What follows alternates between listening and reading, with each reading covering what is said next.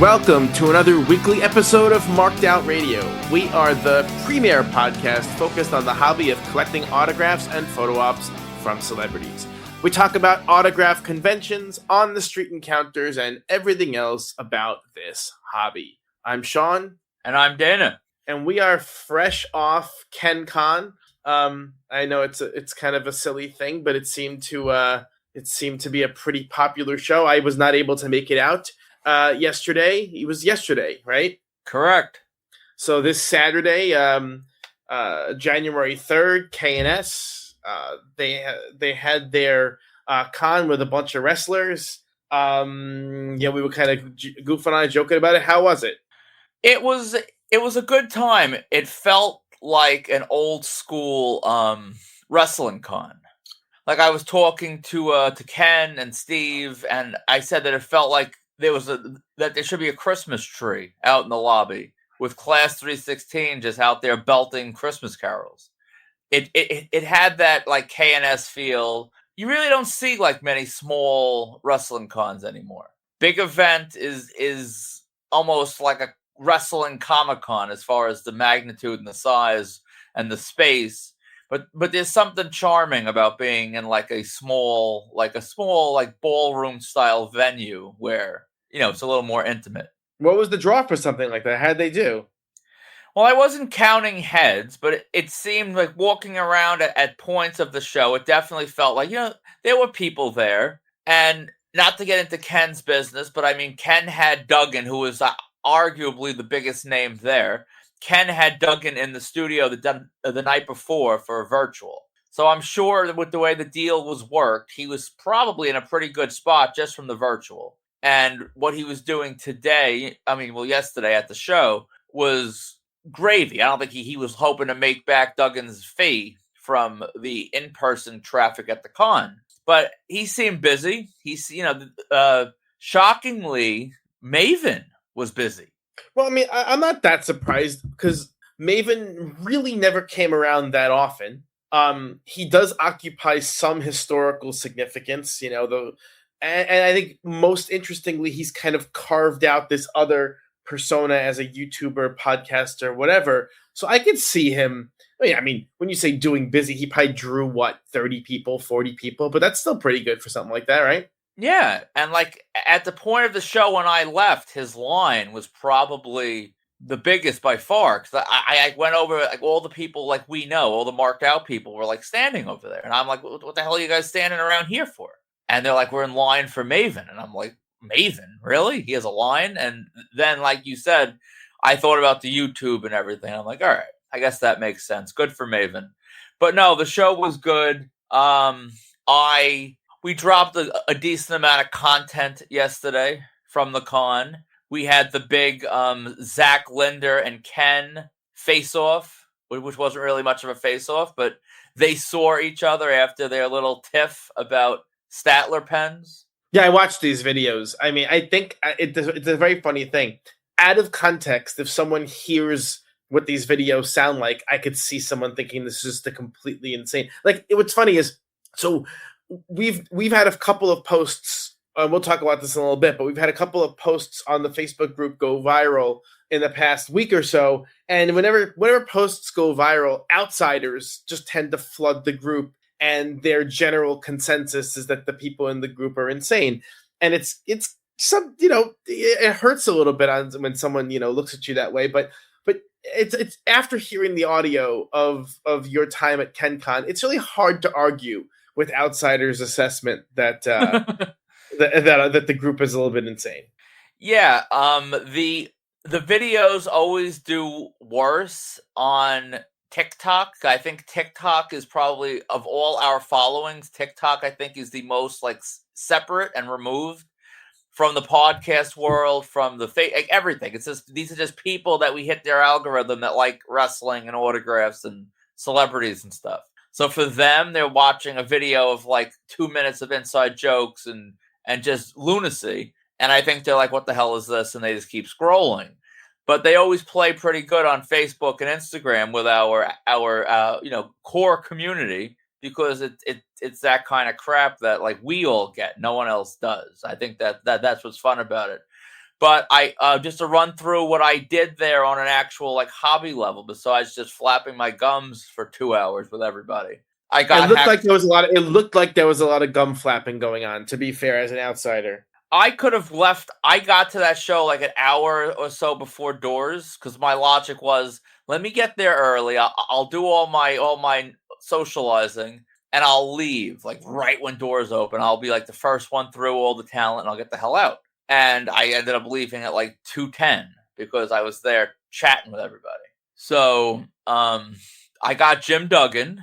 I got him on my purple card Hasbro, 3 colors, which I felt like I needed to do. And then, amusingly enough, he thumbed the Hall of Fame inscription when he was picking it up putting it down, I think, for the photo op. why was he touching it during the photo op? Well, I do the same thing. I usually hold lately because I'm deranged. If I already have so many photos with these guys, when I get the Hasbro done, I want a photo with me holding the Hasbro. Don't ask why. Oh, so this is on you.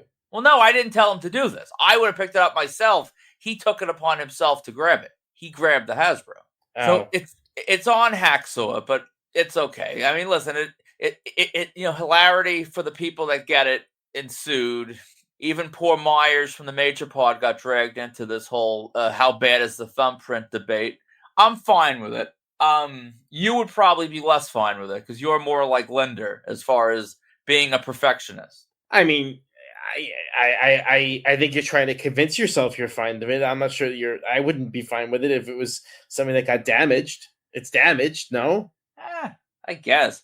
I mean, I don't like. I'm looking at it right now. It's in my hands. I mean, I suppose a little bit of damage. I mean, there might be a way to get this off if I did like sanitizer on a Q-tip. Like this is Posca. Maybe I could get it off if I actually cared enough to just remove the Hall of Fame altogether. I don't know. Yeah, I don't really know. Yeah, I think I'm gonna live with it. It's fine. For me, I would have to just get a different one and have it redone. But I mean, what's the difference? It's damaged, and it turns out that card's in better shape. But I have some like foreign card beat the hell Hasbro's that are signed that maybe there's no thumbprint, but I mean the figure itself is in crappier condition. What's the difference? Very few that I have are actually like perfect. I can count them on one hand. I usually just buy the one I can afford the easiest. That's a good price. I'm not going to buy the Gemmin 10 for $500. I'll buy the beat up one for 170. That's usually my move. So there's really nothing perfect in my Hasbro collection. It's like, why start now? Yeah, I agree. That's why from my view, just burn it all down. No sense in even starting if it's not perfect. So Duggan was good. I got my heels and faces, Mr. Hughes done. Shout out to Captain's Corner. Always takes care of me. Poor Mr. Hughes, I gotta say, he's getting old, and he like needed me to like pull him out of his chair, and mid pull, I'm like, you don't have to stand. I'm like, just stay seated. It's fine. But he wanted to stand for the photo, so I yanked him out of his chair. He didn't want to be a gutter snipe. Yes, he didn't want to. I mean, he's not eating a Subway sandwich, though, so I think it's acceptable. So I yanked him out of his chair, and we took our photo with the urn, which was pretty cool. It's a nice little touch. I like when these guys start dragging around like some sort of a prop. Why does Mr. Hughes have an urn? There was something with the urn with the Undertaker back in '93. I think he like snatched it. We're really digging deep, aren't we? Yeah. Well, listen, Mr. Hughes is from that era I love so much, '93. So I got the heels and faces done. I got the Mitch special, the grappler and gimmick. I got the Dean Douglas signed from Shane, and of course Shane had to remind me that he only signs as Shane. I'm like Shane. I've been seeing you for years. I've heard the story already. Which I mean, I'm gonna drop the video later of him telling sort of the story about like. Was this the story where he allegedly has a dying kid or something like that? He promised. That's complete bullshit, right? Well, yeah, but that's the point. I'm throwing it up on TikTok, and people can sound off if they believe the story or not. Is that true, or is it just there is zero chance that it's true? Because what dying kid was a fan of Shane Douglas? Shane Douglas had no fans. He was deeply unpopular. Anyway, he had no fans. All right, for guys keeping score at home, if you want to start tracking your 2026 Sean rant. Shane Douglas had no fans. I kind of liked Shane Douglas in the triple threat or whatever they were called, but in ECW. But let's be clear, he had no fans in WWF. None. Well, you can start my lead paint rumors again. I was a fan of Dean Douglas as an 8-year-old, but he was on TV for half a minute. How do you even remember? Because at that point in my life, I would watch whatever I would watch that episode of Raw or Superstars. I'd watch it 5 times from the week to the next week. I lived and breathed all that crap in that age group. So every single thing was huge. With the feds and doing all these things, I probably had someone I tried to make Dean Douglas, like some off-brand figure that I could say was Dean Douglas. I had everybody. Everything mattered at that point. And you were recording all of these? Yeah, on VHS. I had all my VHS tapes with Superstars, and I recorded all the Knick games too. And that's mentally ill. Why? You wouldn't watch old basketball games, would you? Yeah, I would watch the Knicks Miami games, the Knicks Pacers. Yeah, when you have a long off season, I would throw on one of those playoff games. Yeah, this is troubling. You didn't record stuff on VHS? No, only stuff that you'd want to watch again. Like how about a Dean Douglas squash match? Definitely not. Wow. It's a little bit troubling. I'm not gonna lie. But yeah, so that was Ken Con. Great to see C-Rat and Finn and rocking with Dan and Adam Grun and Linder and everybody else. It was really a great time. Ken actually seemed in good spirits. Like, if you guys don't really see Ken behind the scenes, he gets kind of nervous before big things because he's afraid of losing money. And he seemed pretty light. Like, when I walked in before the doors even opened, he seemed kind of light, which is always a good sign for Ken. So, and Ken Con 2 has been announced. Kurt Angle is headlining. It is in May. Yeah, I noticed you gave him a free ad. Listen, I will always give some shout outs to Ken Cons. You got it. Because I was like, damn, look at this free ad going on here. We'll see. May is so far away. Who can commit this far out? Are you committed to CanCon too? I mean, I wouldn't say committed, but I'm sure. I mean, I probably should be committed, but I'm sure that there's going to be people I need. I mean, I don't think all the big cons are kind of booked already. Like, there's not going to be a surprise con. So, I mean, my life, when you remove cons, is not that busy where I can't spare 2 hours in the morning to sort of sneak out and do a KenCon. So fair. So there were other people who were at KenCon besides you. Zach Linder was there. Were you it looked like you guys filmed a lot of content. Were you basically walking the show together, or so you got to experience the show sanity all in one? Yeah. Well, here's what happened. Zach texted me, and I saw the text on my watch, and it's one of those things where I mentally responded, but I didn't respond. So he was wondering what time I was getting there. Little did he know I was already at KenCon. And he showed up, and I saw him, and he was like, what the hell? You don't even respond to my messages. And I didn't. So I completely ghosted Zach. He found me. He was there with Lucas. He found me. And for the sake of content and to sort of just antagonize situations, I followed him around as he was getting stuff done in Posca. We were harassing Ken with the encyclopedias. I figured, what the hell? I had time to kill, I suppose. And it's always fun to watch Zach sort of, little rat his way around a con and just get everything done to his preference. It is kind of funny that you describe the idea that you can mentally respond to a text but not actually respond to it. And you said it with such confidence as if this is a normal thing. You don't do this? No. You see something and in your head you're like, oh, and then you think, oh, I'm going to do it in a second, and you just forget to do it.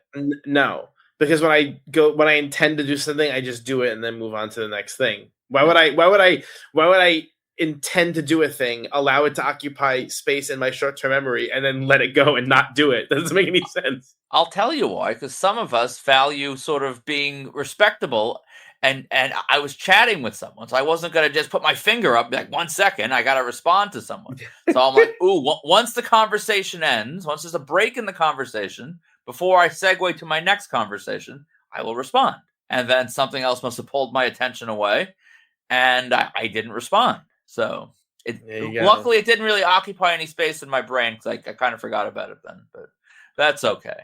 But yeah, Vincent was there. He got Myers. He got Roadblock, which surprisingly I didn't bother getting Roadblock. That's fascinating because in a bygone era, you would have gotten Roadblock. Yeah, I mean, listen. Here's what it comes down to.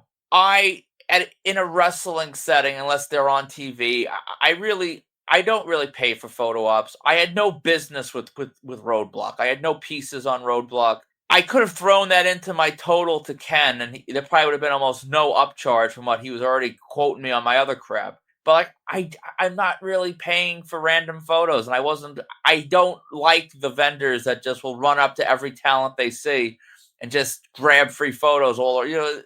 People are spending money on this crap. It pisses you off with Justin Dhillon. So I don't want to be Justin Dhillon where I'm just running up grabbing photos. And I didn't really want to pay for it. So no Roadblock. But like Zach Linda remarked to Brian Myers, Roadblock kind of looked good. He had an Apple Watch on. He was kind of polished looking. I would have thought Roadblock's been living in a refrigerator box for the last couple of years. But he looks kind of, he appeared clean. What the heck? Why would you think? Because he was a wrestler from a bygone era. It doesn't mean anything. Have you heard of him doing anything? And by clean, I got a real job. By clean, I don't mean clean on drugs. I mean clean that he actually showers and uses soap. And I have no idea what. I mean, I love how you assume that if someone isn't working as a wrestler anymore, that means they're homeless. That's a fascinating assumption. That's a fascinating worldview. Would you expect to see Roadblock with buttons on his shirt and an Apple Watch? But why not? He's just another guy. He's just a guy. But you don't know if he's another guy. If you assume, yes, I do. I'm assuming that he's a guy. He's a person. What kind of? This is a crazy thing. Why would you assume he was not a normal person? If you see wrestlers from today's era and you know nothing about them and you just blindly assume, well, they probably live a normal life, that's a safe assumption. In the 90s, I mean, half of these guys were just complete addicts and junkies. I never heard anything salacious about him, but I never heard anything not salacious about him. He was not part of the main, Okay, well he looked a little spiffier than Gilbert. Most of these guys have sort of an aura of patheticness about them. Roadblock seemed kind of dignified. He was just sitting there. He was chilling. I don't know. I was impressed. I wonder how he would react if he received all these backhand compliments if he was here to hear them. He doesn't look like a vagabond. He actually looks like he brushes his teeth. All these horrible things that you're saying with this poor bastard. Listen, if Roadblock finds this clip and comes on the group to come after me, that would be quite the 2026 memory and moment. So let's hope. Yeah, but there was a time when it would go without saying that we would both be. First of all, there was a time when if I saw a name like Roadblock, that would seals the deal. I'm there. It's somebody from WCW I don't have. I'm going to get him. And it just shows you how I've changed because it was never even a consideration. I probably made a mistake. I probably should have gotten Roadblock. Ken, book Roadblock for Ken Con 2. Come on. I'll pay for him this time. I mean, Roadblock has done one or two other cons ever, pretty much, right? I think he only did the Sportatorium with Ken. I think that's it. I think Ken is the Roadblock whisperer. But yeah, very good for Zach had I think Zach's highlight was that Jim Duggan postcard that he got done. That was really cool. We get to discuss the situation with the cart. That's what I was getting to next. Your cart, our cart, everyone's cart, the marked out cart. It's spreading like a wave.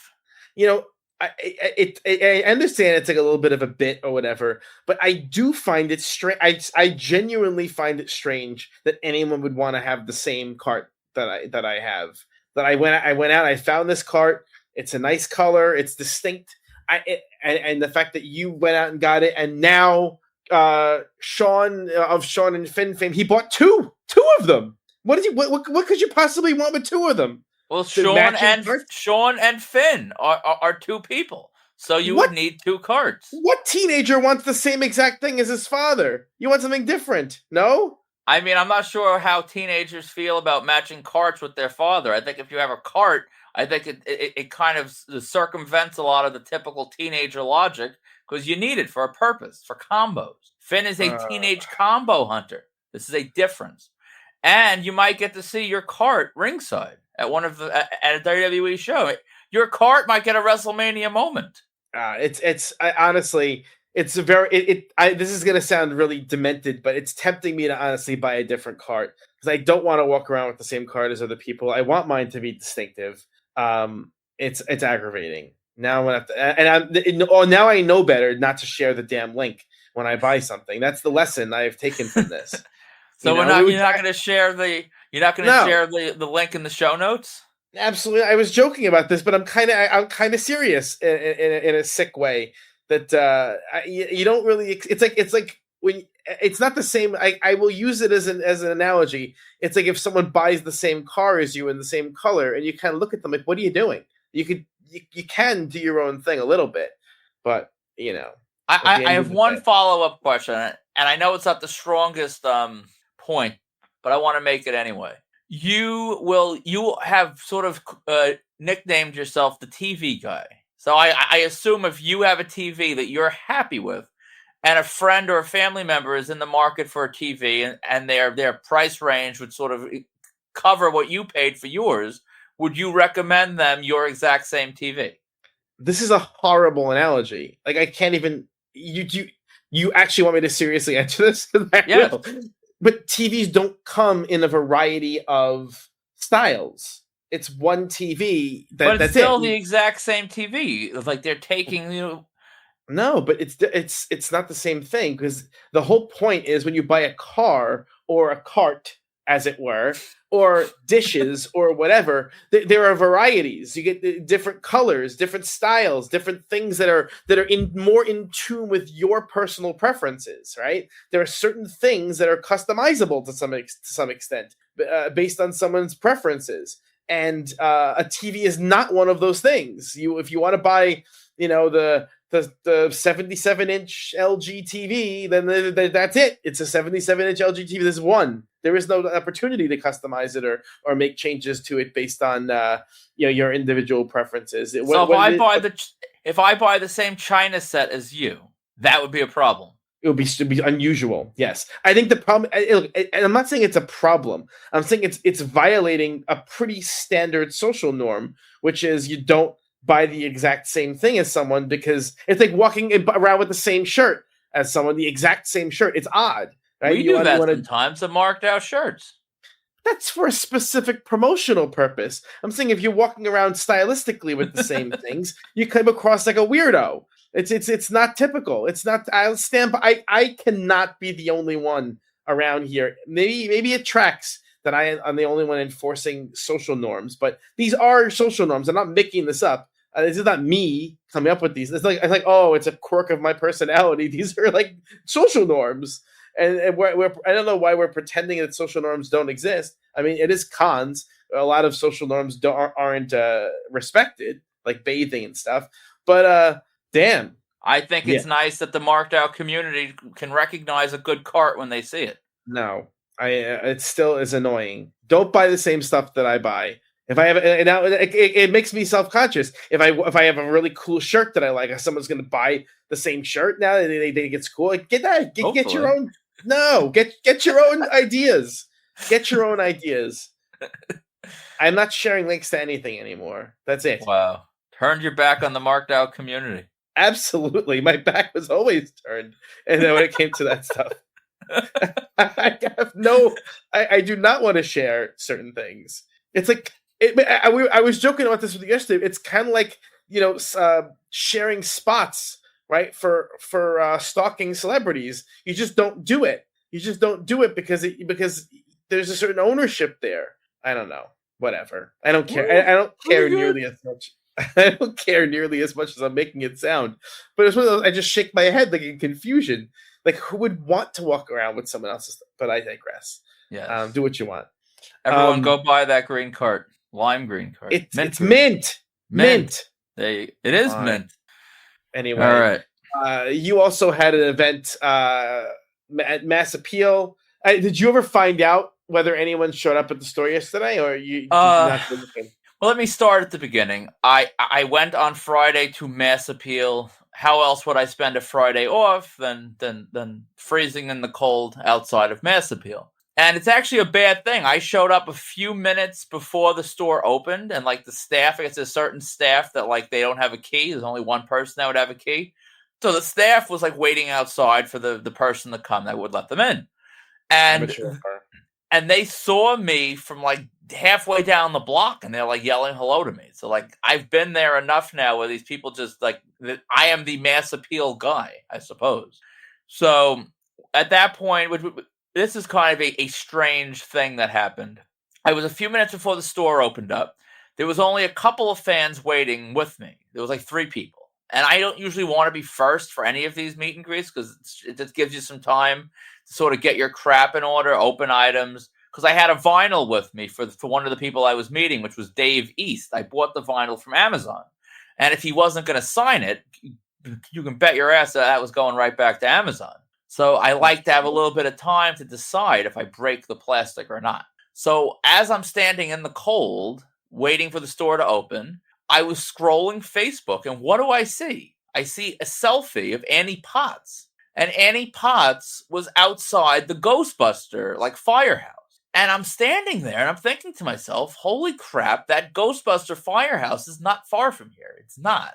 So I look it up on my phone. It was like 0.4 of a mile away. So I think to myself, what would any sane person do that is waiting outside for a rapper meet and greet? Walk to the Ghostbuster firehouse. So in an effort to be active, in an effort to stay warm and pass the time, I walked to the Ghostbuster firehouse.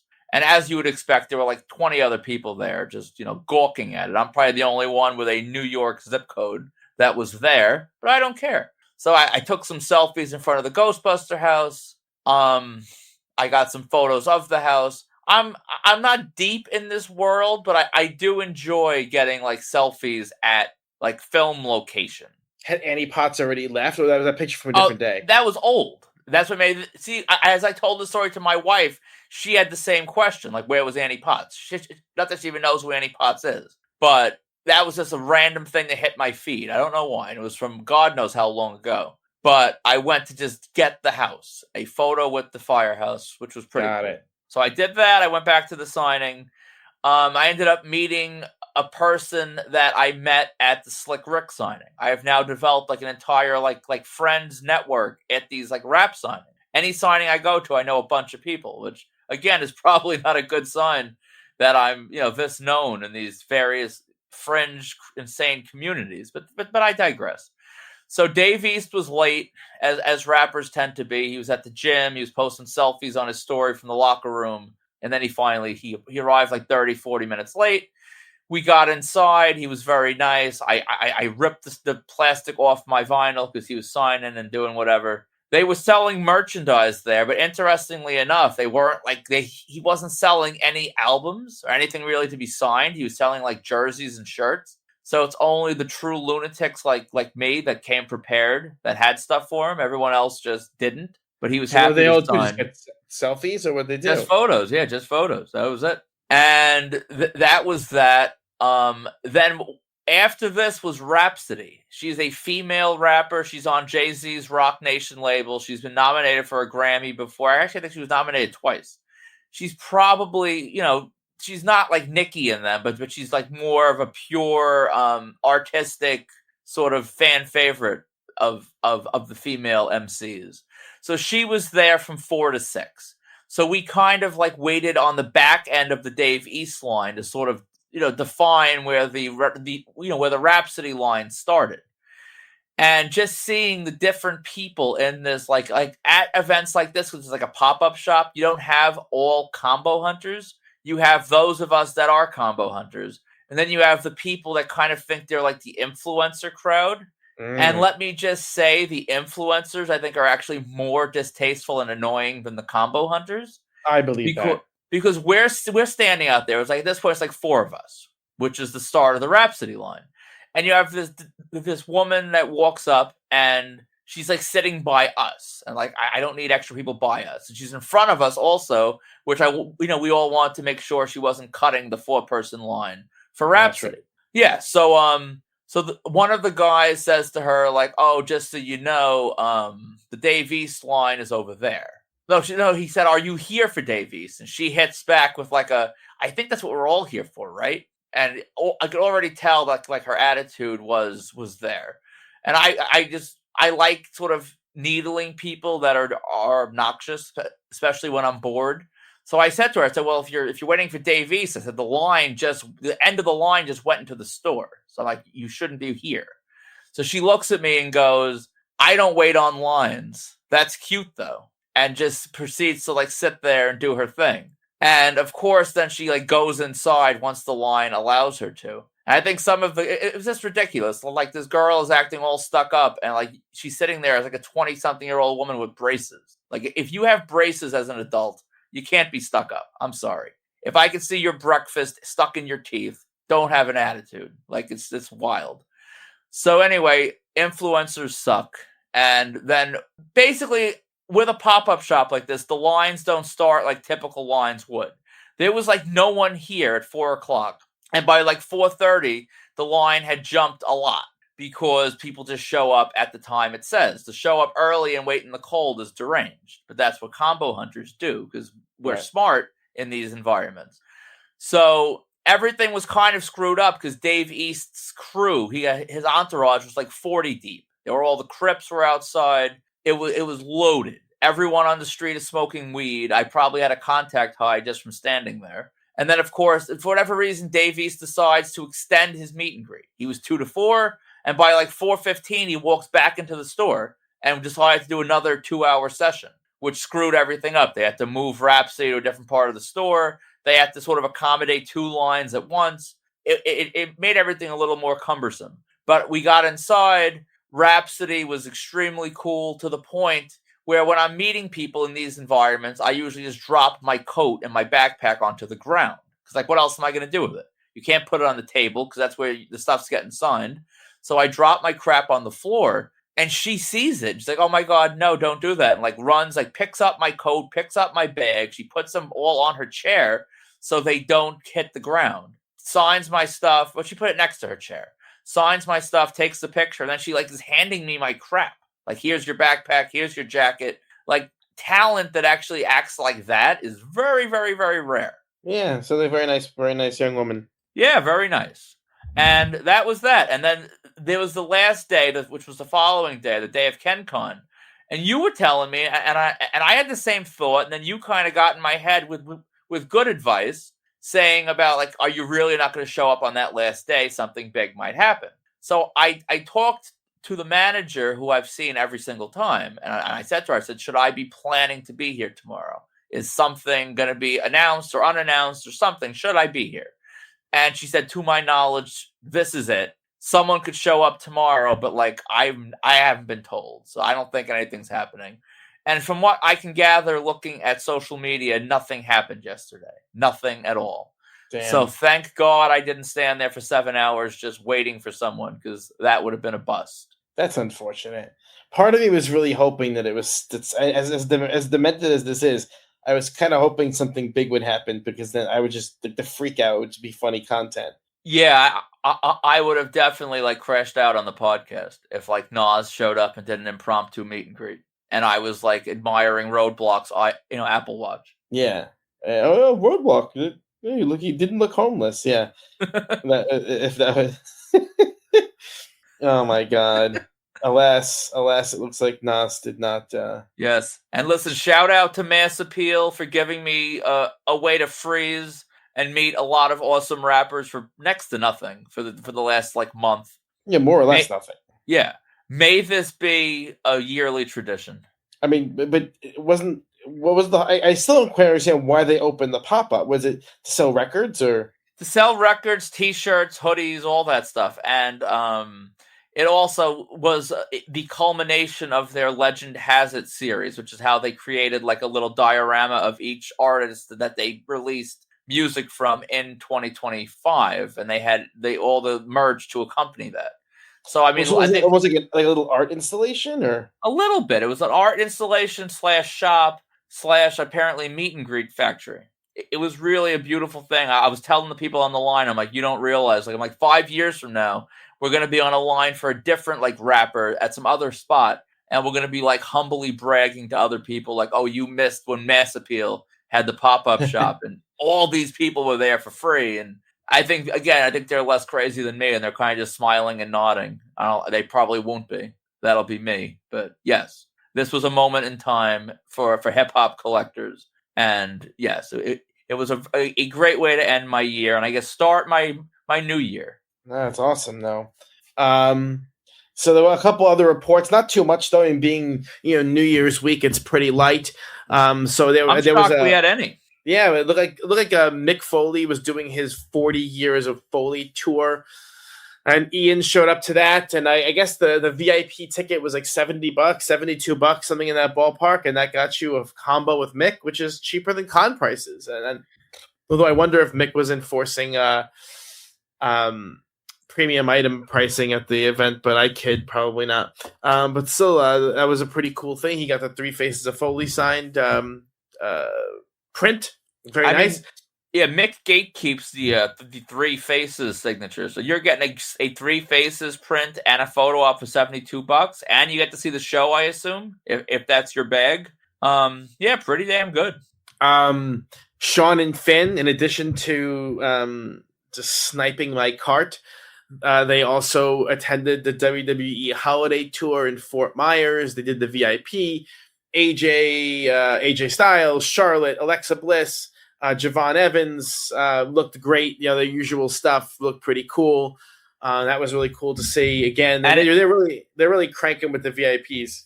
They are, and not to be left out in the cold or the Florida heat. Vinny, Marked Out's Vinny, apparently rode up on a bicycle. Sean and Finn saw him and found him outside of the holiday show.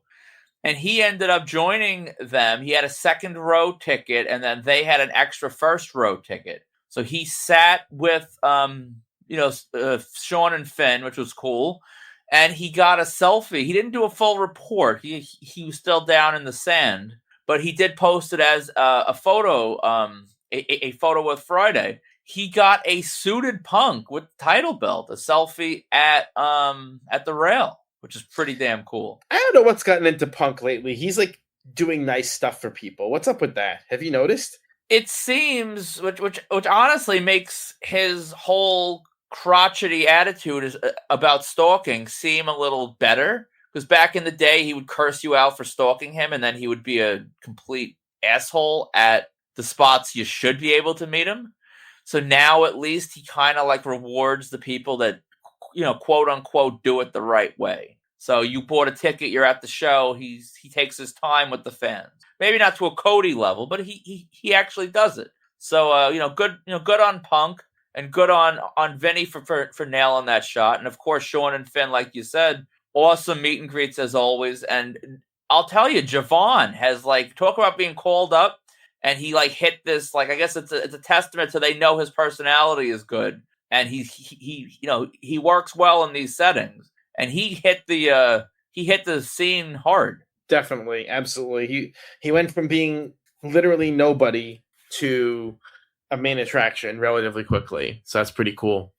What else we got?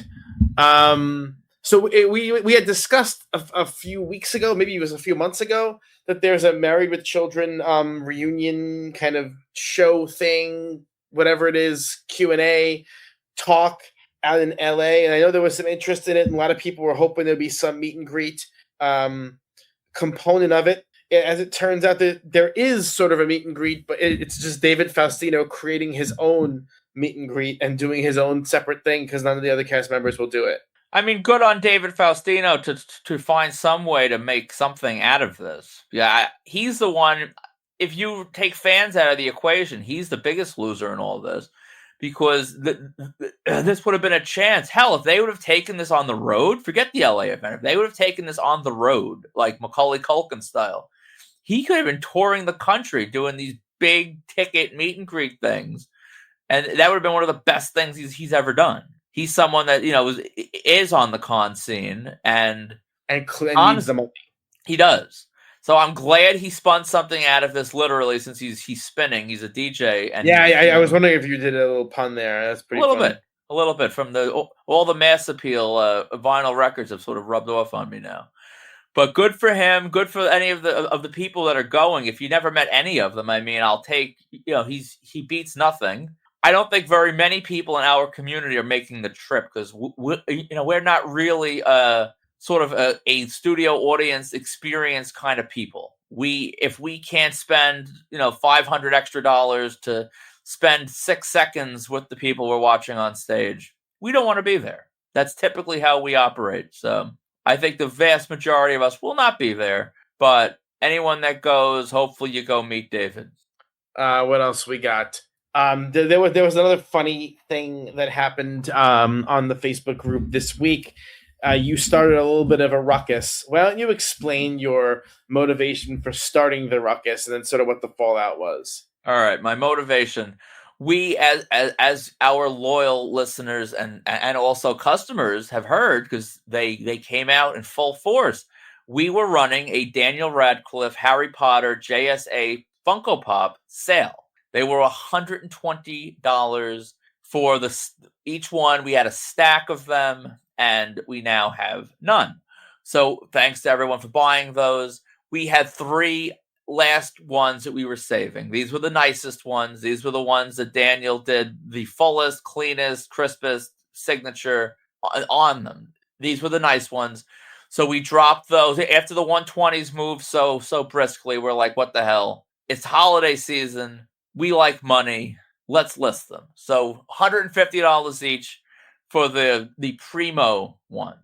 So we sold 2 rather quickly, and we had a last remaining one. So I, of course, our Facebook group is extremely powerful, but every so often I'll cross-post things to other groups. I cross-posted to one group which is Autograph 101, I think, or Autographs 101, something like that. And as you put it, that is one of the cesspools of the hobby. 100%. You have just deranged people that will sort of go crazy with politics in posts. That there's no room for politics I agree with or disagree with anywhere when we're trying to sell stuff. That makes no sense to me, but whatever. And they also are bottom-feeding, low-balling sacks of you-know-what. So I got a DM from one of those people, and he's like, oh, I'll do $100 and I'll pay shipping if these don't sell, let me know. And I responded with, I would sooner shit on this in the middle of the street than take this offer. And I've sold 20 plus of these in the last month. This will sell. I'm not looking for offers, basically. And he hit me back, which is what pissed me off. He's like, well, I see these aren't selling for $120, which, how dumb would I have to be? If it wasn't selling for $120, I would list the same thing then for $150. Like, wouldn't you use your deductive reasoning to think that maybe it's something else? But whatever, that kind of pissed me off, and I told them how they all sold. This was a completely different thing. So what I did was I sent you a screenshot like I normally do, because you miss out on a lot of this, which I'm sure you're happy about. But when it's extremely entertaining, or at least that I deem it entertaining, I send it your way. And as I had the screenshot, I thought to myself, I'm like, let me drop this in the group, knowing that some people would find it distasteful and, oh, what kind of customer service is this?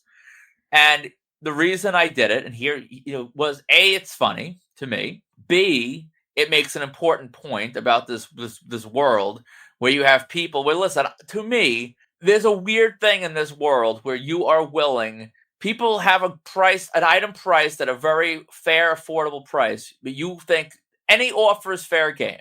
But yet you're not going to walk into Target or Best Buy or anything else to be like, oh, let's haggle. Why do we haggle with the small business on everything? And so that pisses me off. And then my logic is, I don't owe anyone customer service that isn't buying from me, that is lowballing me. And honestly, I could have been meaner. I wasn't really being mean to them personally.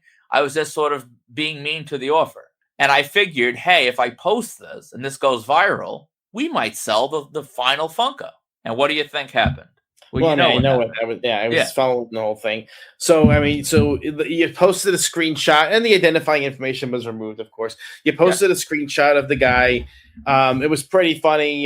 People were making fun of him, and whatnot. And then there was sort of this mass influx of strangers or interlopers, as I like to call them, as there often is when a post goes viral, and it just kind of chaos reigned.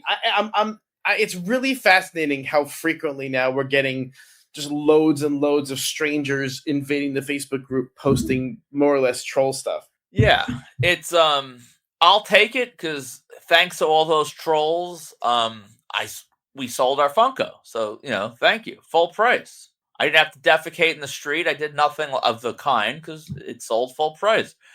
And I ended up turning off the comments before bed because I'm laying in bed. It's like 1 a.m. I'm clapping back at people, and I'm like, when I wake up in the morning, this is going to be a disaster, and we're going to have to delete and ban and all this stuff. So I'm like, whatever. I'm going to lock the comments, and then by morning, once I had already sold it, I'm like, yeah, let's just delete it because I mean, the trolls were still coming to like comments, and people were liking my comments, but I mean, honestly, the people that seemed to sort of agree with me were more of the community people that sort of get the anger of lowballing. And of course, Terrence hit me up the next morning to like commiserate about, he's like, you sounded like me yesterday, basically.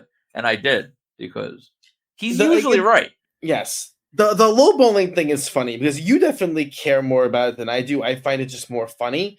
But what I thought in particular was galling about this guy was that he was kind of like trying to insult the items, like, oh, they're overpriced, that's why you're not selling them. And there are people Yeah. who do that when they lowball. I mean, and again, people really don't have for obvious reasons, don't the public doesn't have access to all of our private communications. We receive lowball offers all the time. Like a shocking amount of time is spent on lowball offers. And I know it's obviously it's part of the game, but I guess I'll ask you what bothers you so much about lowball offers? To me, when you start negotiating, which I'm happy to negotiate, but when you start negotiating, it becomes some sort of a competition. And if someone's going to hit me with a low ball offer, to me, they're going to then screenshot the purchase they just made or the offer they just made, and they're going to send it off to their little group chats and whatnot.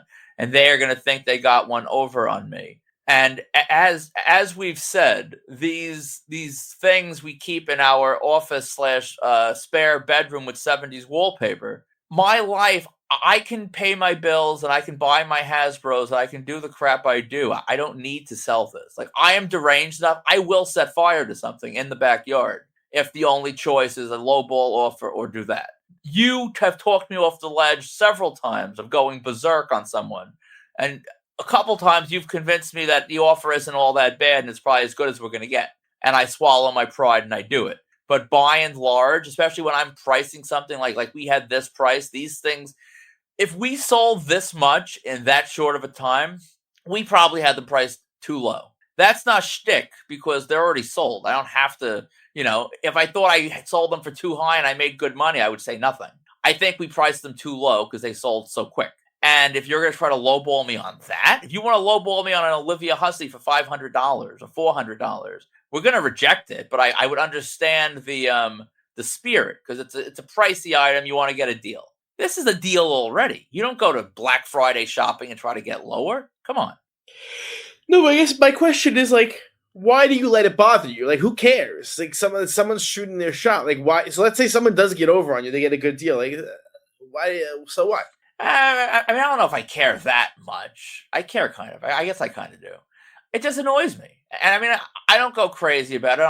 On a typical lowball offer, I'll make my little comment back and I move on. I don't post it. I don't even send it to you always. I know you'll see it in the email and it's an eBay message. But, I'll typically counter offer and stuff. But that was the thing. There was no counter offer here. These were the nice ones. I wasn't going under 150. So like, what am I gonna say? 149.99? Maybe. That would have probably been just as insulting, honestly. Which I do love doing that. But I don't know, it just annoys me. Yeah, like, I mean, it's I think part of it is that it's so hard to price things. It really is hard to price things, when you want there's that intersection of what exactly is the demand of something versus how many of them are out there. You know, it's one of those this especially now with the shifting landscape of collecting, it's very very very hard to price stuff. So it is kind of funny that you get these people who come in and complain. And it's funny because we also had people coming in and complaining about other things that were for sale also. And then, it's going to become a meme in the group now where people walk in, they expect you to sell things at cost. I don't know why they expect that, but that's what they do. How dare Vinny buy something for like $25 and sell it for $60? Why don't you sell it for $25 plus shipping and help the people out, who will then probably buy it from you for $25 plus shipping and sell it for $60? It's just this whining entitlement, like ridiculous, like it's annoying. And if we hadn't sold 25 of these Potter Funkos without a single lowball, no one was lowballing. They came right in. I'll take this one, prompt payment, because they recognized it was a good deal. It's like I don't need to be receptive to lowball offers on that. If I got something priced way too high and you send me a lowball offer, I'll negotiate. I'll shoot back and forth. But when it's priced too low, kick rocks. There was a story. Did you post the story about Mickey Rourke? I didn't. I think it was Vinny. I didn't. So, I mean, the only reason why we're going to talk about this is because Mickey Rourke was a booked guest from Big Event for Chiller, and he canceled, and there was a pretty public, chaotic cancellation. And now there's stories about how he's facing eviction and needs the money desperately. That is correct. I think part of the headline was kind of silly because they're saying he's unrecognizable and people are acting like he looks awful. But honestly, I think he looks better than he has any business looking, given the life he's lived. He just has a buzz cut. Like, we're not used to seeing Mickey Rourke, 68 years old, whatever the hell age he is, without hair. Like, he looks a little weird. But he's whatever. He's fine. Something tells me Big Event is not going to be extending a repeat offer after how the last one went. And I think Big Event is probably the only ones that were ballsy / crazy enough to even try it. So I think Mickey Rourke is going to have to find other ways to get money, which is kind of ridiculous because, I mean, this is the perfect kind of name. He should be prolific on the con scene, and he'd have a better financial future if he did. But I think he burnt that bridge. Yeah, this never say never. I mean, but Randy Quaid does the con scene, the circuit regularly now. That's true. Anything's possible. Wicked Ink Wednesday again happened this week. There was some really cool stuff. Mike posted Tom Petty on Spin Magazine. I was sick. Then Jim had even though I'm not a Daredevil fan, I love a good full-size poster, especially if it's complete. And he had his full-size Daredevil poster with Cox and D'Onofrio. And then I got a huge kick. I popped huge for Crossfire Scott with that very, very early Sean Waltman X-Pac photo. Did you see that one? I did. I always love the early signatures. Like it's just cool to see how the signatures change. Yeah, it was a cool shot. I loved it. And then a photo with Friday, another one this week. Jack posted his shot with Wayne Gretzky. I don't know a goddamn thing about hockey, except that I really wish I had a photo with Wayne Gretzky. Sort of one of those people who's transcended his sport. So that's always it's cool to see. William posted a shot. I kind of popped for this one, the shot with Adrian Brody at New York Comic Con, because that was when you could actually get big stars at New York Comic Con at the tables for free. With the studios bringing them in. That's how I got Tim Roth. It's a shame that part of New York Comic Con is gone. I know you hated that part of New York Comic Con, but I love that part of New York Comic Con, and it's a cool thing. I got Tom Morello that way. So there were people who got brought in the past. It was pretty cool to see. So I hadn't even. Did you know Adrian Brody did Comic Con like that? I feel like I vaguely remember it, but it might just be one of those things where I now that I see it, I feel like I should remember it. I don't know. I to be clear, I don't hate those things. Like I think there's probably people that were brought in that way that wouldn't be brought in under today's model of everything's paid. and I'd rather have a chance to someone for free than not have a chance to someone another way. But I mean, for example, if you could have Adrian Brody now that you just buy a photo op and you meet him, I think that would objectively be better than this, because if you have a packed schedule, you can't always do what you need to do to be successful in the old school free table op kind of way. I'm constantly, whenever I think about this or talk about this, I'm reminded about how we went to Comic-Con and we all got Michael Buffer, and we didn't even know he was going to be there for a circumstance like this. Yeah, was that the show we were walking around with the Blaustein vendor badges? Yeah, passes. Yeah, I don't even know how that came to be. It's such a weird. Like, I vaguely remember. I mean, we had like Velvet Sky, not Velvet Sky. What's her name? SoCal Val was dressed like a nurse. Yeah, with Lauren from TNA. Yeah, it was weird how that came to be, and I don't know if I ever really got into this. I used to do all the graphics for Jason Blaustein, for Turnbuckle. Him and I would. There was a time in my life where I would talk to Jason all day. It would be a nonstop stream of just messages back and forth.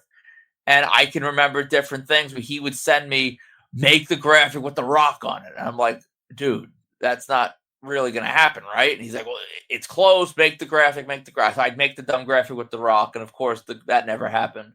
I wonder if anywhere on my computer, if I still have all the whole folder of all the the Turnbuckle graphics that never were. The unreleased files.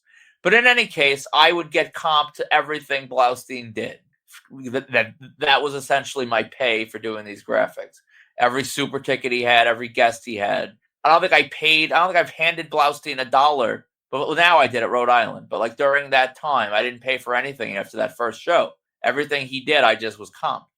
So how did that translate into me getting it? I also got in. I don't remember how I guess I just asked him to give me like I think Lanza might have had one too. I think I just asked him for a bunch. And Ira had one. Yeah, I think he just gave me 4. But I don't know how the hell. I mean, Comic-Con's not giving vendors. But I think what it was, he didn't give us a vendor badge. He gave us a talent badge. It said we were a speaker. I don't remember. It was something asinine, but yeah. He got us in his talent or whatever. But hey, listen, shout out to Blaustein. Yeah, I mean, that's how I got ticket, I'll take it. Yeah, we got that was the year we got Michael Buffer, SoCal Val. I got Christopher Daniels as Curry Man. Like, Blaustein was bringing in strange guests. To be honest, they were not really setting the world on fire, but it was a fun time for sure. Anyway, and then the last one from Photo with Friday was Douglas had his shot with Dwayne The Rock Johnson from '98, and it's like vintage Rock all the way. It was sick. Yeah, that was Rock with a full head of hair. I know, we all have him with hair, but that was like, a decade later. Like this is vintage Rock. That's really cool. So in a little bit of con news, Chill Out added Catherine Bach, but that's from Dukes of Hazzard, right? Yep. Yeah, so she'll do well. She always does. Steel City added Emma Kenny, Aileen Quinn, and Paul Williams. I mean, the fact that they added Debbie from Shameless is crazy to me. That we were discussing this. Does that moves the needle a little for you towards possibly going to Steel City? I'm close, and honestly, being close with this little announced on the lineup, I think is a pretty good omen that we're going to probably end up there, or at least I'll be in favor of ending up there. Because they've already announced on the flyer they have the little home improvement deal with Patricia Richardson and Richard Karn and that crew. I would love to see Tim somehow end up there as the headliner. I'm not holding my breath. I don't even think that they all get along all that great. So I don't know if that would happen. But I think Emma from Shameless is definitely pushing me there. How close are you? I know. I mean, I think I agree with your assessment. We'll probably end up there. I already blocked that weekend out. How about that? Same. Listen, that's the show that's like, that time of year. It's doable. It's nowhere. It's so much more doable that time of year. It's so much better. It's my the winter it's show. My turn to drive. It's my turn to drive, and I'm still like ready to start circling the wagons here. So that should say something. That's a fun one. I just hope they do some other big stuff. Yeah, so I'm excited about that. We'll see what they do with it. Monster Mania added the Paranormal Activity cast. I've never seen Paranormal Activity, but you seem pretty excited. Yeah, the first one is fun. It's nowhere near a favorite of mine, and I haven't watched the other 47 installments. But the first one is fun in like a Blair Witch kind of way. It's cool. It's sort of innovative. I think I'll get them, but I mean, at the same time, they could easily end up being like Degrassi for me, where if they add enough people, if I'm dropping $700 on Welcome to Derry, there's a chance I'll just say screw these two, because I'm sure they'll be back somewhere again. But as of now, they're cool. They're somewhere on my list. Good stuff. And then, unfortunately, this is not on our radar, but GalaxyCon Richmond is doing a bunch of it's a fantastic lineup, but they're doing a Jurassic Park reunion, of course, not with the headliners, but they have the two kids, they have Wayne Knight, and they have BD Wong. Why? BD Wong is based in New York, and he hasn't done a New York or a nearby show. I don't get it. Bring in BD Wong already, enough. Rhode Island should be a no-brainer for BD Wong. New York Comic Con should be a no-brainer. Fan Expo Philly, I'm not sure why he hasn't come in yet. It's time. I never got on my Law and Order SVU stuff either. Nothing. I don't get it. And I honestly am resentful for whoever was involved with this, whether it's talent or whatever, but Steel City, when they had the kids, BD Wong would have been great. Wayne Knight would have been great. I wish they would have had at least those two to accompany the kids, to give the reunion a little more pizzazz. But as I've been saying, I get why Sam Neill doesn't do it. Some things, some moons can't be landed on. Not everything, even if it makes sense, not everything can happen. Not everyone is whatever. But I mean, Goldblum was he did one or two. COVID kind of derailed him. He's one like Travolta that was kind of stopped by COVID. And they don't seem like they're crazy germaphobes. They seem like they're kind of back in the swing of things. I don't imagine their finances got significantly changed. So I don't get why those COVID con people that were stopped, why haven't they resumed? Well, I can tell you why Goldblum booked Wicked. That's it. That's the reason. Oh, true. You're right. I've never seen Wicked. I forgot he was in that. And that's enough to basically take him out. I mean, granted, that's all done. That's all done now. But he got paid. So yeah, that's very fair. I take that back. Okay, so if you're shopping for autographs, check out www.markedoutcollectibles.com or our eBay store at Marked Out Collectibles. To contact us for any reason, please email markedoutcollectibles@gmail.com or join the Marked Out Autograph Collecting community on Facebook. All links are in the show notes on Facebook and Substack. If you want your event, product, or brand advertised on episodes of Marked Out Radio, reach out to us today at markedoutcollectibles@gmail.com. Please subscribe. If you like what you're hearing, please subscribe on YouTube, Spotify, or Apple Podcasts, and leave a rating or review. You can leave us a rating and a review on Apple Podcasts. You can leave a rating on Spotify. You could leave individual comments on episodes on Spotify, or you can leave thumbs up, thumbs down, or comments on individual episodes on YouTube. Also, Marked Out Collectibles is running a special sale on our special sale for this month is autographed Ari Lehman Jason Funko Pops. So these are, if you've ever seen them, you can check them out on our eBay account. But Ari Lehman, he sketches a whole Jason drowning, from that ending scene of Friday the 13th. And we're selling these for $50 shipped, which is significantly below market rate. So if you're interested, please email or DM to buy. So I saw you just making some rapid changes to the show lineup here. I'm in favor of it. Yeah. So I guess we'll take some listener questions. So this first question comes from Juan. What did you get for Christmas? I'm assuming Juan was hoping we'd have some good hobby-related things that we got, unless he wants to hear about my new socks. But I got a new pair of AirPods, which I am now using as my podcast headphones. So here you go. And I got cash that I will use for combos, most likely, down the line. How about you? Let's see. What can I give as my answer here?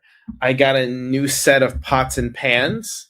Can I have Which the is link very, to check those out? no, you cannot. I actually haven't incorporated them yet into the rotation. That's a whole process.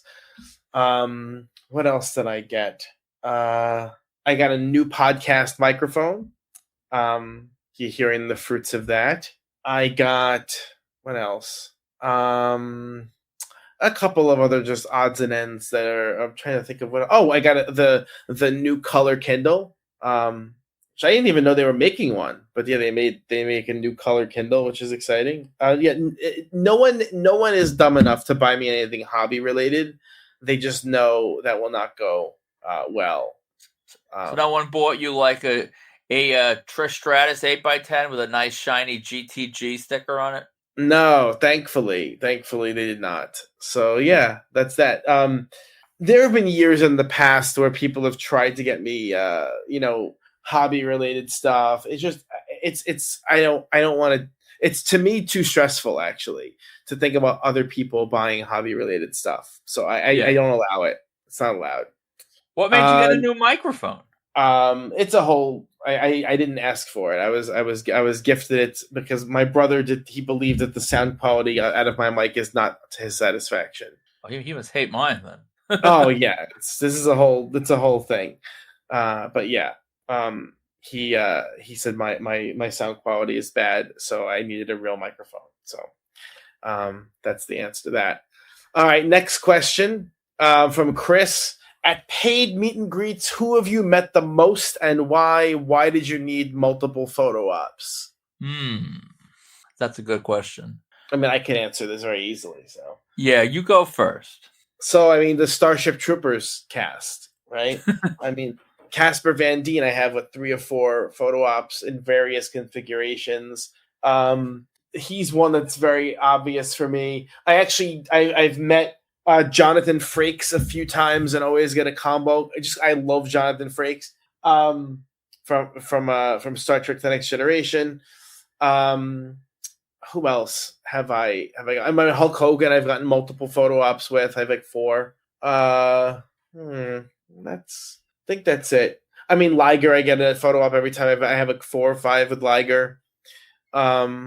Is there a good reason? Probably not. Sometimes I get, I don't know. Sometimes I get different photo ops because I look different, and then so I feel like it's a way to document the passage of time. Sometimes I'll get photo ops if they look different, because that's interesting. I don't know. What about you? I want to. Obviously, I get a ton of photo ops with these people at these cons that I'll do deals with. I'm not paying for them, so I'll take I'll take 1 million photo ops with Tito Santana because I'm not actually paying for it, so I'll take it. You probably wouldn't even, but I mean, no. I just do because why not?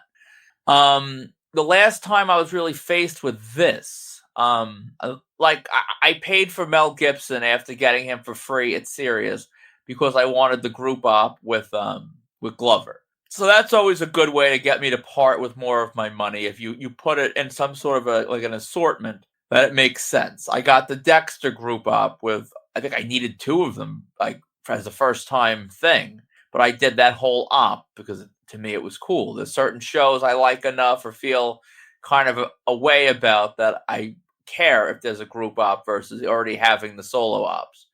And what I did at Fanatics Fest, which was probably the biggest example of this, where I actually chose to spend money. I chose to get a new photo with Hulk Hogan because, as you said, time passed and it, turned out to be a good thing because it was the last time I saw him. I didn't do any of those beer signings. And yes, it'd be a Hulk Hogan looking older and more feeble or whatever. Although I don't really think he ever really looked feeble. But he was definitely older. But still, I'm glad I got that. That would have been a regret if I hadn't. I got Punk again. I had Punk several times, but I wanted like a new, like, bags under the eyes Phil, because that sort of captures his entire run. And I like these, like when you look back on photo ops, maybe I'm the only one that does this. If I'll scroll through like my album and you see different things, like it's kind of cool when, like, if you have Cena when he was, the era he was feuding with like Edge, and he looks like that now versus what he looks like now.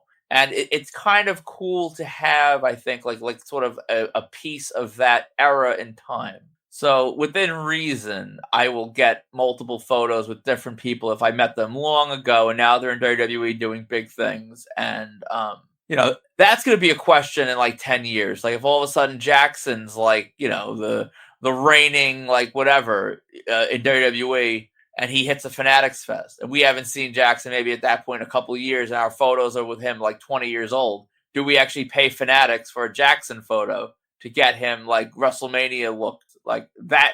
I don't know. Would you pay so there would be a circumstance under which you would pay for Jackson? If Jackson would which I knowing Jackson now, I don't think he would, but if the time would come where he's like, he's Cody Rhodes 2.0, and he big times us, and you can't get through with him, you can't do any deals anymore, and you're done. Maybe I could see a scenario where I would feel like a complete idiot to do it, but I could see a scenario. I would hope that scenario would never happen, but I could see it. You couldn't? I don't know. It's such a weird circumstance. I don't know how I'd feel about it. Yeah, I mean, I would feel like a real buffoon, like that he'd see us and like, that we paid for a photo op. That would actually be kind of embarrassing. But I don't know. I don't think I would fall on that sword of pride, because there's a certain level, like there's no anyone that thinks they're fully dignified or even at all dignified in this hobby are just lying to themselves.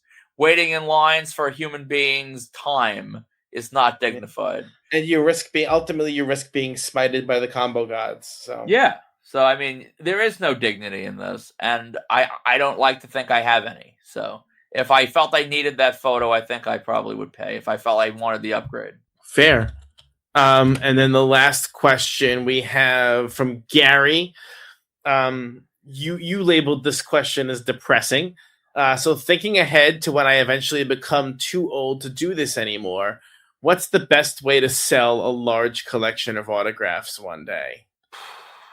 Find a 90-year-old Rob Feinstein who buys collections on a weekly basis and see if he's still interested. But in all seriousness, oh man, I guess you have to have everything certified. If you want a deal, you're going to make your most money selling it individually. But if you don't have the patience or the time or the energy to do that, I mean, you have to find someone like a Feinstein or any of those companies that are involved in buying collection. For us, I know I bought the mystery collection from the garage. That is one of my closest friends in this business. I know everything is real because I was next to him when he got most of it signed. Buying that collection to me is almost like an extension of my own stuff. I don't think anything of it. To buy, no offense, Gary, but I don't know Gary. I don't know Gary's buying choices through his entire life. So I don't buy things really. So, I mean, there's certain people that do. So if you want to do it quick, I would say try to find someone like that'll maybe buy it all and just know you're not going to get full value because they got to make some on the back end. But that's probably the easiest way. And for me personally, I will hope that I can get a future child of mine into combos. So at least my crap can be bequeathed down to someone else. You would curse them with that life? Yes. I love the combo life. I enjoy my time at signing. So to me, it's not a curse. If I didn't have this hobby, I probably wouldn't be doing something that I'd find any cooler. That's for sure. Yeah, I think that selling a large collection, I think selling it piece by piece is frustrating. I think a lot of people will. You're kind of dealing with that right now. Yeah, and it's very frustrating. It's very frustrating dealing with individual customers, dealing with, auctions and buy it nows and storage and tracking stuff, and it's selling stuff individually is it's really close to a full-time thing if you're doing beyond a certain the problem is excuse me, that came out of nowhere. It depends what you mean by a large collection, right? I mean, do you have 90 autographs, or do you have 10,000 or 15,000? Yeah. When I sold off my figure collection back in 2012, 2013, it took months and it was a full-time operation. So, right now I'm actually in the process of re-photographing, and I'm actually going to start today relisting another round of stuff. And it takes a really long time. So I would think, I hate to say it, but find a dealer who's willing to go through all your stuff and make you a fair offer. A good, reputable dealer will pay you 35 to 40% of market rate for stuff. That's a reasonable deal. So if you get that in your head, like, this is what market rate is, and a dealer will pay me 35% of that, and I should be happy with that, then that, to me, that's the way to go for a large collection. Yeah, you can't expect to wholesale at retail, because you're asking the person that's buying it from you to have absolutely no room for growth. And like, why am I buying this crap from you if I can't sell it for the price I need to sell it for to make this whole thing worthwhile? So if you're willing to take that reduced rate, and if you're not, well, then you got to do the work and sell it yourself piece by piece. Absolutely the case. So yeah, that's my thoughts on selling autographs for the future. Are we we're not doing this other topic? We'll save it. Oh, I thought we were. I just wanted to do the questions first. Oh, yeah. I just thought this was the closing thing. It's up to you. If you want to punt it, we can. I kind of want to punt it, looking at the clock. We don't want to get too comfy going 2 hours every week. I agree. No, for sure. And really, I need to spend a little time. We got the nominations in for the year-end awards. I need to go ahead and make those ballots. I'll get that done sometime this week, and then we'll open up voting. What's coming up for us? We actually have the only thing I have on the list is Monster Mania, and then big event after that. We do have a funny thing to talk about with Monster Mania, though, and that is that, as it turns out, one of our loyal listeners, Martine, realized that you did actually get Elizabeth Shue after all. I met Elizabeth Shue. I thought I did. And then you were steadfast that we had never been anywhere she was. So I don't even know here's what this really means, listeners. Here's the truth. I combed through, and by combed, I mean I opened each year's Facebook album of celebrity photos, and I scrolled through kind of quickly, but I looked at the thumbnails to see if I saw Elizabeth Shue. Here's the reality. I must have scrolled past Elizabeth Shue. I must have not instantly known that was Elizabeth Shue compared to all the other actresses I've met, which shows you the level of fandom I have for Elizabeth Shue. And the idea that I couldn't find Elizabeth Shue in a thumbnailed album to know I had her. And to make it even more deranged, I was then planning, she was on my list for Monster Mania, where I would have gotten her again. So I am thankful for Martine finding that photo. I am aware that this is definitely a bad sign, where I can feel the gout creeping into my system. I feel like I belong outside Magooby's Joke House in Baltimore. I'm becoming Jerry a little bit, and this isn't good. This is not good. It's actually very sad, and honestly, it also goes to show the problems. Which this is a future topic I want to touch on. Like, how do we sort of archive and share and store our digital photos? There's no good way where I have them all on Google. I wish there was a way that you could actually search. Like, isn't there a market for people that want to know if they have a photo with someone? Like, did I ever take a photo? Just change the file name to be that person's name. I don't know. I have to experiment with that. I don't know if Google cares about a file name. I'm not sure if that enters into the lexicon of the search. Are you using Google Drive or Google Photos? Google Photos. Why not use Google Drive? I want to see them. Well, I organize my albums. I like try to I drag them around. You can do that on Google Drive. But can I see it in all pretty and nice, and it's all like scrollable and stuff? Yeah. Really? Yes. What do you like? You have very weird blind spots with how to use certain things. Of course, Google Drive it detects that it's a photo folder. You can change the size of the thumbnail and scroll through. Oh, that's not as good. Go on the Google Photos app. I'm looking at it right now on my laptop on the drive. This looks awful. Looks like I'm going through a Windows folder looking for how to play solitaire. This isn't good. This doesn't look good. I mean, as an archival, it's good. Yes, it does. Google Photos looks great. Horrible. Google Photos compresses everything. It's horrible. Horrible, actually. I would never use it. Do I even have Google Photos? I do. No, it's good. I like it.